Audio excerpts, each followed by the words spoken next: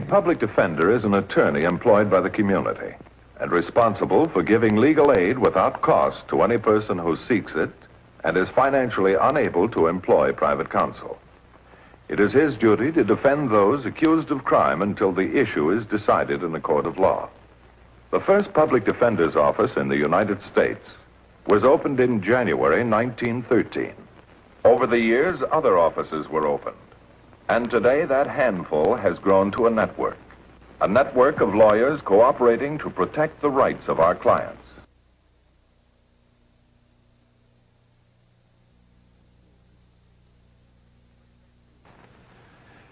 They say truth is stranger than fiction. This was never better demonstrated than in the case of Renee Marchand, a 15-year-old girl charged with the shooting of a notorious gangland figure. I was assigned to the case by the Superior Court and ordered to contact Lieutenant Ken Davis at General Hospital. Renee's mother had also been shot, and since her condition was serious, Renee was being kept nearby.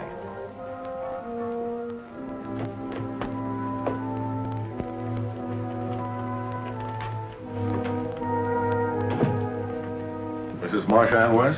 In a coma. The doc says she's entering the crisis. I wanted you around in case she talked. Might mean something to your client. Any idea who shot him? Sure, but I can't prove it. That's up to you. What do you mean? The kid may be able to give you the answers, if you can get her to talk. Still won't talk to the police. Seems in some sort of a trance. Maybe you'll have better luck. Hello, Renee.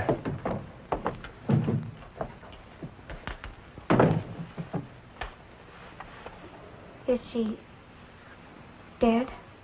Your mother's still alive, Renee. Nous serons toujours ensemble. What did you say? It means always we will be together. My mother, my father, and I've always remembered it when there's trouble. Why don't you tell me what happened?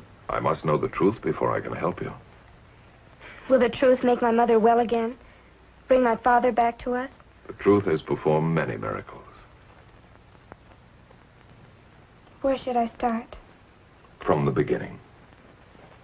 Well, I guess that would be back in France in 1940, before I was born. My mother was one of the thousands who fled Paris before the fall of Paris. It was just outside of Chartres that she said goodbye to my father.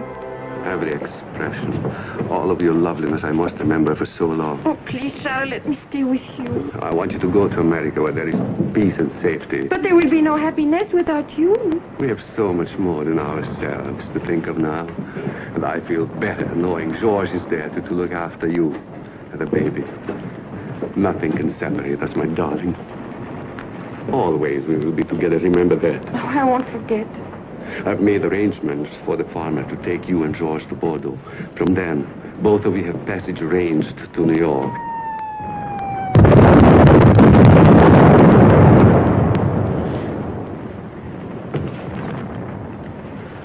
George!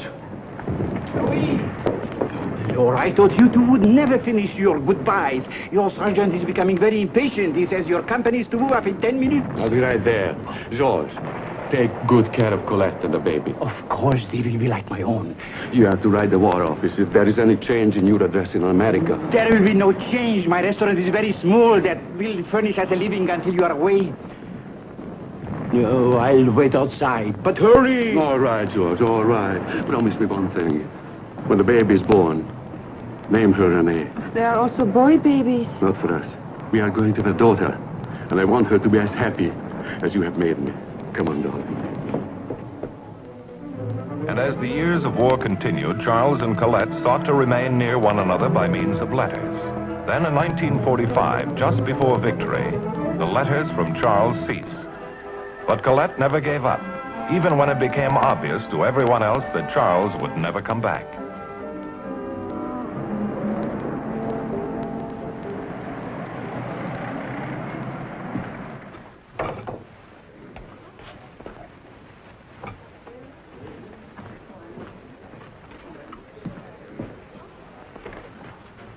Voilà.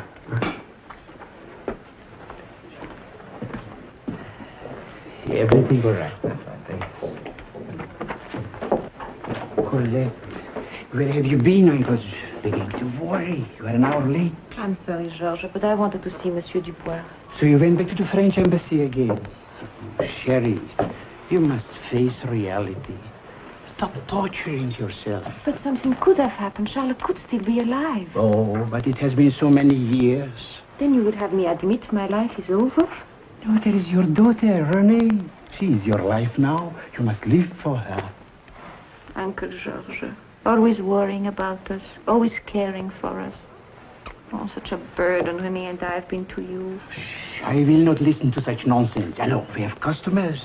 Show them what great entertainment can come out of a small restaurant. Huh?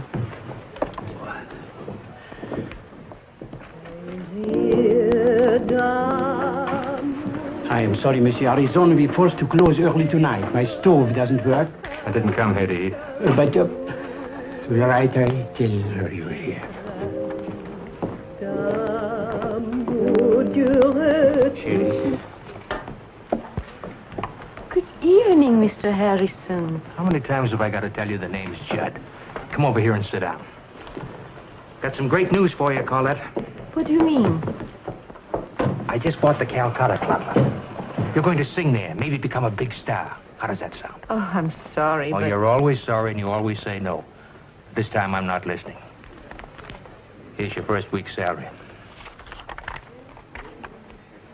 But Mr. Harrison, Judd, this is so much. I mean, I'm not really a professional singer. Why do you want me? When you go home, look in the mirror. You'll see for yourself. See you later.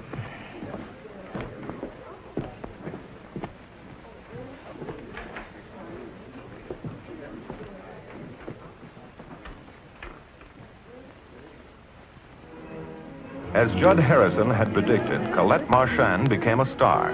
Her talent and beauty were contributing factors. But the main reason for her success was a driving ambition to see that her daughter Renee had everything she needed to make her happy.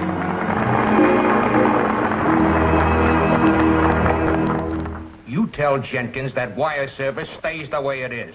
It's taken us 5 years to set up book in that territory. No DA's gonna scare us out. Sure, I'll take care of it. Don't I always? Hello, Talon.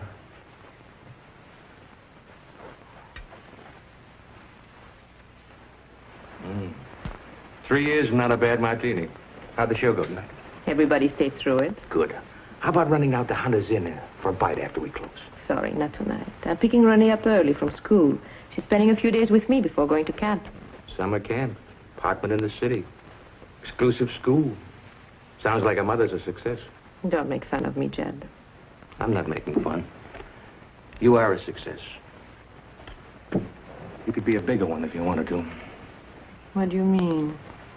You could be Mrs. Judd Harrison. Sorry. The answer is the same. Colette, Renee's a young lady, and someday soon she's going to have a life of her own. What'll that leave you? Her respect. Still haven't told her about me, huh? She knows I sing at the Calcutta Club. There's no reason for her to know more. You're a funny kid. You work your heart out for that daughter of yours. Stay in love with a guy that's been dead 15 years. When are you going to start thinking of yourself? I'm doing all right. Someday you'll lose those looks, and then... Maybe I'll go back to waiting on tables. And maybe you'll change your mind about being Mrs. Judd Harrison. One thing is sure.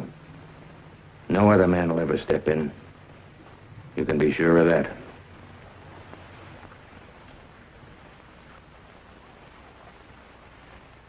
Oh, it sounds wonderful. Maybe I can go. I'll call you back, Ricky. Bye. Oh, Mother, you look just beautiful. Why, thank you for those nice words. You may zip me up. Oh, that was Ricky Carson on the phone. For 40 minutes, I gathered as much. His fraternity is having a party on his father's boat. They want me to come. Georges? Georges, it's only 8 o'clock. Oh, Colette, I must speak to you. It's something of great importance. Well, certainly. Honey, go get my wrap. Colette, I met someone. He wants me to give you a message. Nous serons toujours ensemble. Always. We will be together. Remember that day, Colette.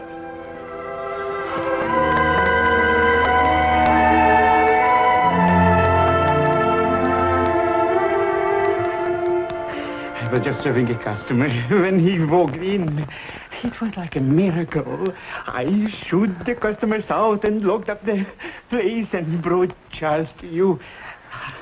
You're not listening to me. In fact, you don't even know I'm alive. C'est bon. Oh, we waited. We waited so long. The last days of the war, I was captured. I've been badly wounded. For months, I knew nothing. Then I found myself back in France wandering about. Colette. All these years, until a month ago, I didn't even know my own name. But why didn't you wire? Let me know you were alive.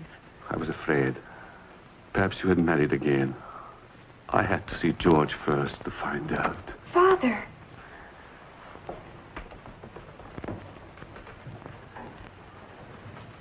Ma petite! The baby whom I have never seen now is a young woman. You are just like your pictures. A little older, perhaps, but so much happier. And for the three of us, the rest of our lives shall be happiness. I promise you that.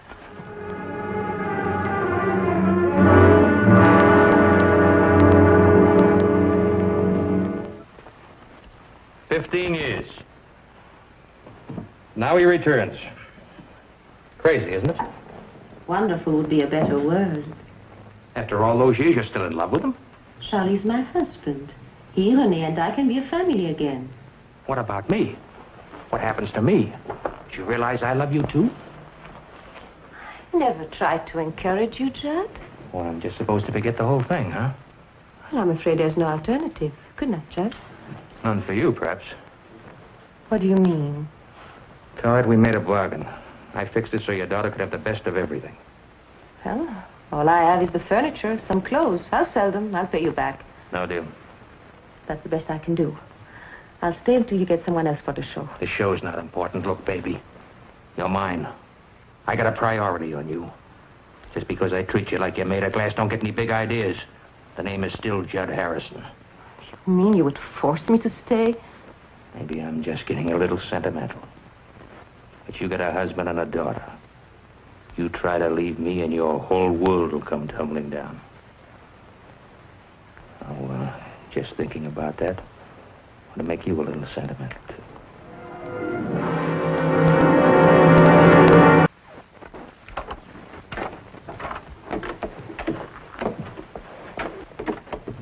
So sorry, Charlotte, to be this late. It's nearly morning. A nightclub singer does not lead a normal life. Well, anyway, Renee and I had a good visit. She told me all about you. Told you what? About your job, how hard you have worked. Is there more? I'm afraid we've started off badly. Let's try again. It's my fault, Colette. But the past few hours seemed like an eternity. It's been the same with me. But it gave me a chance to get to know Renee. Oh, you have done a good job. She's everything I had hoped for. I'm glad. She has taught me much about America. Hamburgers, French fries, malted milks. America's a wonderful land, Charlotte. You'll see. It has been good to you and Renee. That alone makes it wonderful to me. I only hope you won't find too difficult leaving it. What do you mean? I have a job waiting for me in Paris. We will have to make arrangements to return. Return, Charlotte? You don't seem very enthusiastic. Oh, chérie, you both will be happy there, just as happy as you have been in America. Charlotte, life here has not always been as pleasant as you may think. When we first got here, Georges did the best he could, but his restaurant was small and business was very poor. Renee told me. But there are so many things she never knew. Charlotte, I wanted to give Renee a good life, see that she had everything to make her happy. And I shall devote the rest of my life to make you happy. But so much has happened to me. But so much has happened to the whole world. Only the future is important to us. Wonderful word, future. It will be wonderful to us, now that we have each other. Nothing can stand in our way.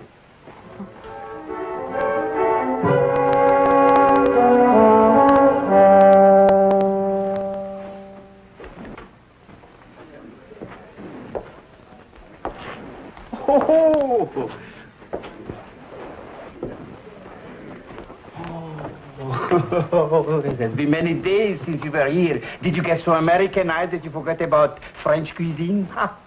There has been much to do. Oh, I know. A man has to make many preparations for taking his family back to France.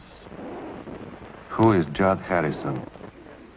I believe Colette works for a man by that name. That was only at the beginning. I have made inquiries.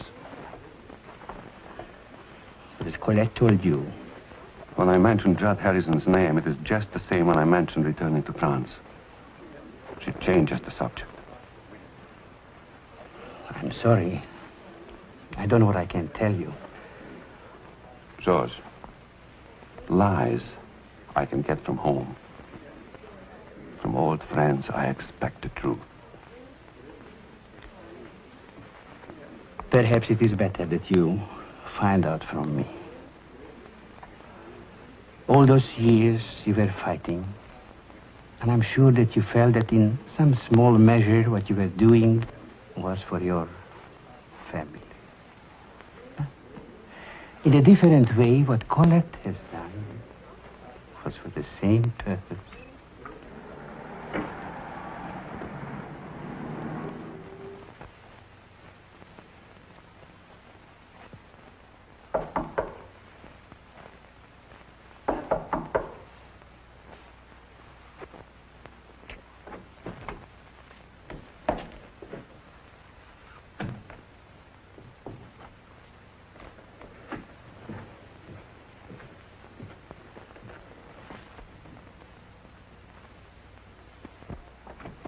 Stupid. I don't want to argue about it anymore.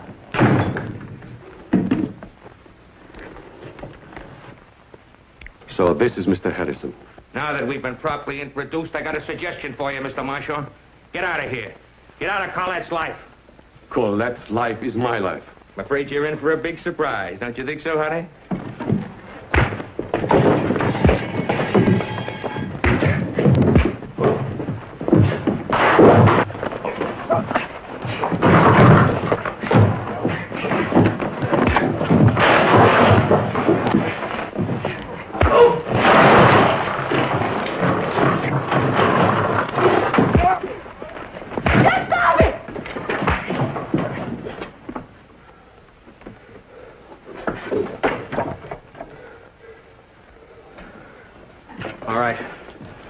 But see that he's convinced.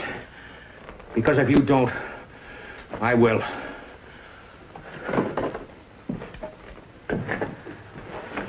Charles, I cannot go back to France with you. I see. No, you don't. I wish there was some way I could explain. Georges has already explained. But he neglected to add that it was not just Renee's welfare that kept you here. You better go. What about Renee? You can't continue to hide your association with such a man. I would not stand in your way if you wish to take her back to France with you. You could not help yourself. Renee all but worships you. Perhaps if she knew the truth. It takes more than words to destroy such affection. I know that myself now.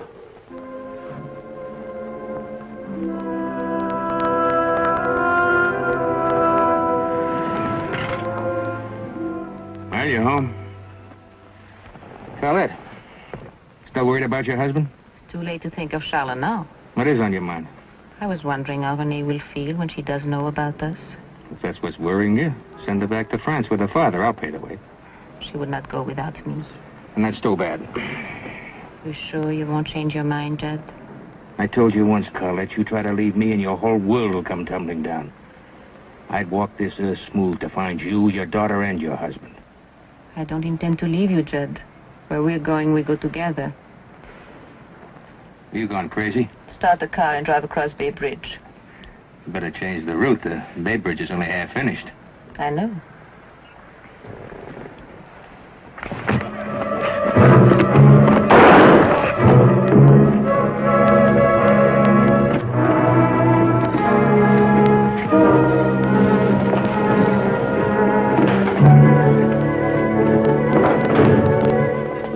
Miss Marchand, I know that you don't feel like answering questions. But there are a few things I have to ask.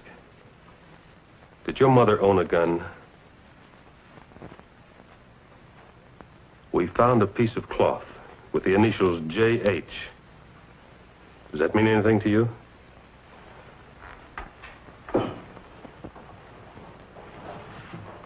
J.H. Does your mother know anyone with those initials?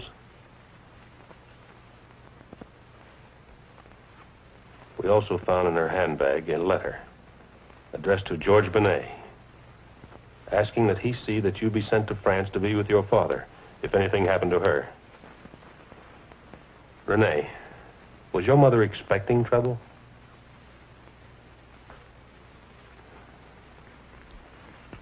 Would you like to go to the hospital with me? Be near your mother. Want to get ready?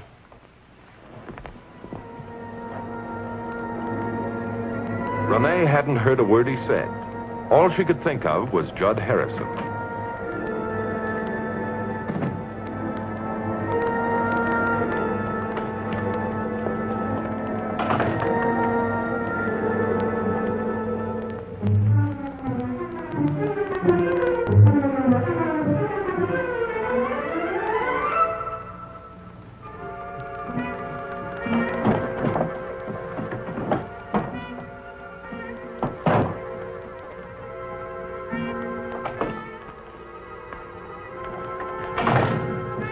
Oh, Renee.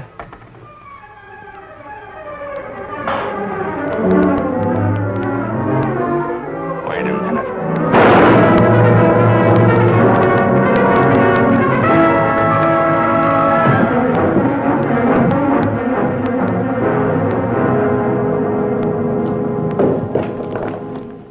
Then I went to the police, told them what I'd done. And I'm not sorry, Mr. Matthews. Because of that man, I'm all alone.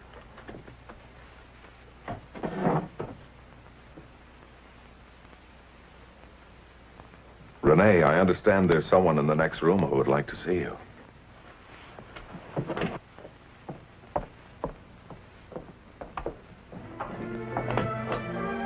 Renee, she's going to be all right. Father.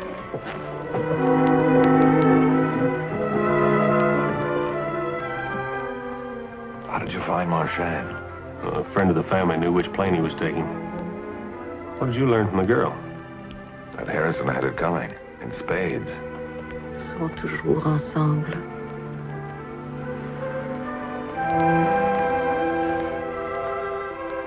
Hey, Bart, do you know what she said? Yeah, sure.